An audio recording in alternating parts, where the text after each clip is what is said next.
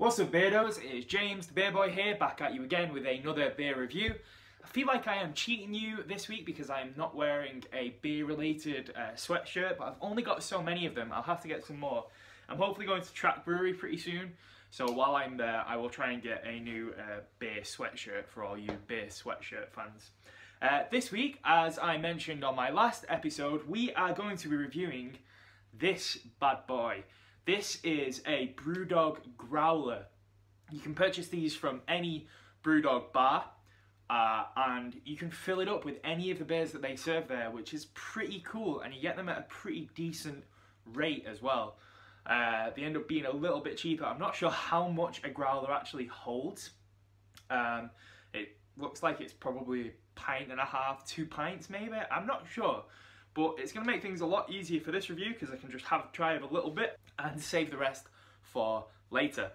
So the beer I've got in here is Brewdog's Native Son. Bear with me while I find out what that beer actually is.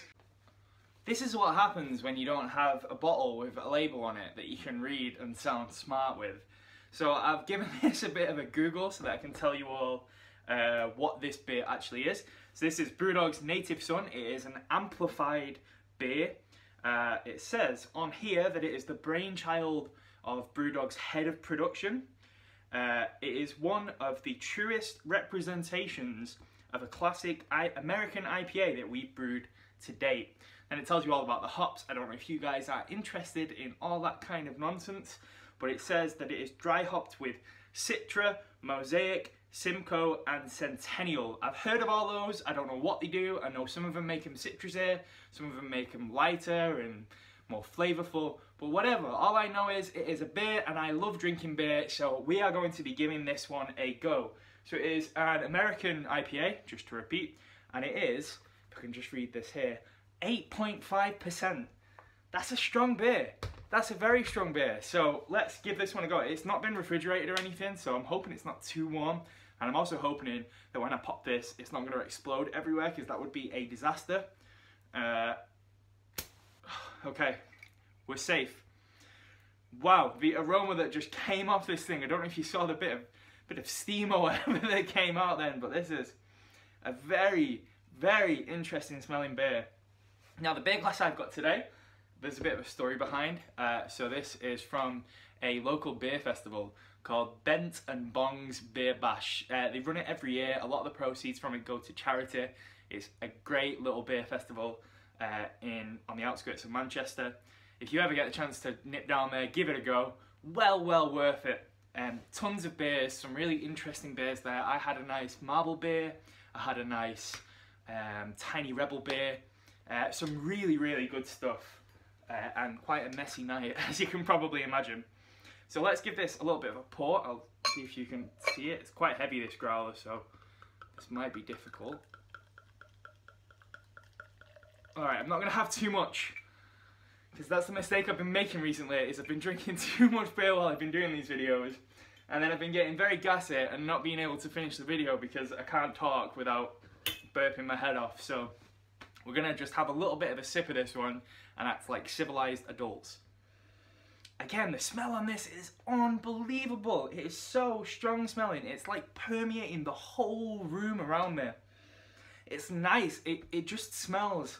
It smells like beer. Like every beer kind of smells like beer, and this one smells like beer, but it does smell strong. There's a lot of complexity to the smell of it. There's quite a sort of rich, almost fruitiness to it. So let's give this one a little bit of a taste.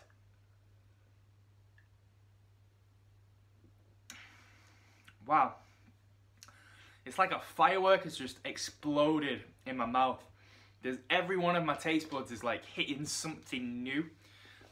So right off the bat, you get like this kind of dry, tingly hop flavour that just gets to the tip of your tongue. And then as it goes back through to the back of your tongue, it just kind of spreads its tendrils out. And it's got this really sort of interesting, rich, almost dark flavour to it. It's got those like little notes of coffee that you associate with darker stouts, as well as tons and tons and tons and tons of citrusy flavours coming through. This is it's a good beer. I've never had this beer before, but I saw it on their menu, because when you go to the Brewdog bar, they've got like a big menu on top of the bar, and you just pick which beer you want.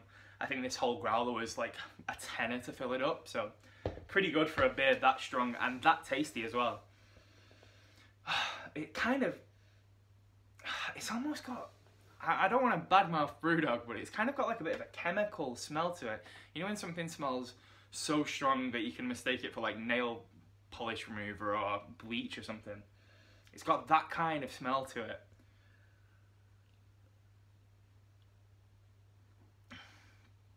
Yeah, it's making me emotional, this beer. It is a very, very nice beer. I could not drink a lot of this beer.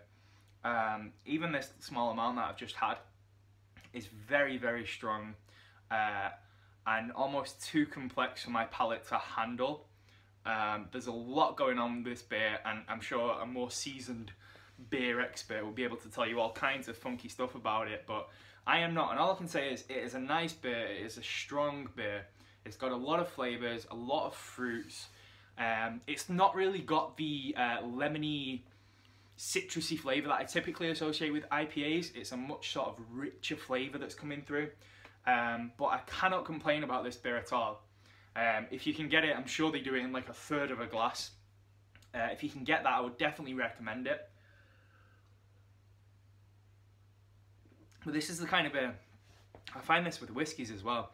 When you start drinking, like before it's even hit your mouth, you can taste it already. It's like it's evaporating into the air and going straight into your taste buds. So yeah, that's what this kind of beer is. So hopefully I've told you enough about it that you would at least give it a little bit of a sip. But don't get a pint of this. I'm glad I didn't pour myself a pint of it anyway. Cheers. Oh my god. Just as I was talking then, like the very back, like where your tonsils are, kind of tingle and fizz with like the complexity of the flavour that comes through. Whew. Okay, well hopefully you enjoyed that quick beer review. I just had it lying around, so I thought I've got to do something with it, and hopefully these guys will be interested in it. I'm probably going to finish this off at some point. I'm going to have to if I want to get a new beer in my growler. And I will let you know what that beer is next time. In the meantime, enjoy beer.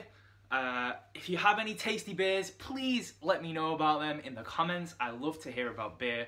It is what I live for. Subscribe, rate, review, all that kind of nonsense, and I will see you next time.